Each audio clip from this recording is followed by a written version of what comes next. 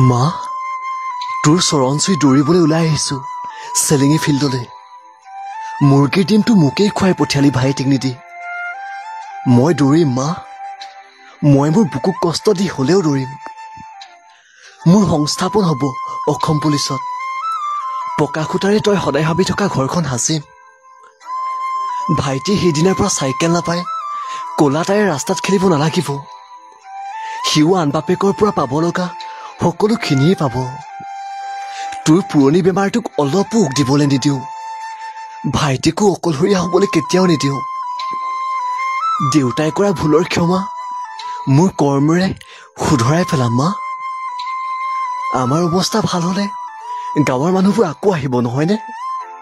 তেন্তে মই দৌৰিম। মই দুৰ্বল ইমান, তোৰ গৰ্ভত থাকোঁতে খাবলৈকে পোৱা নাছিলিতো।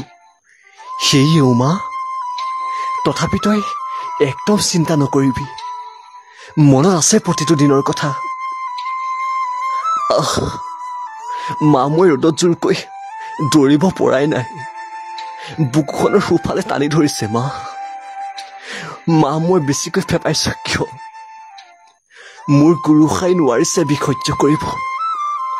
মা, মই দৌৰিম, মই দৌৰিম।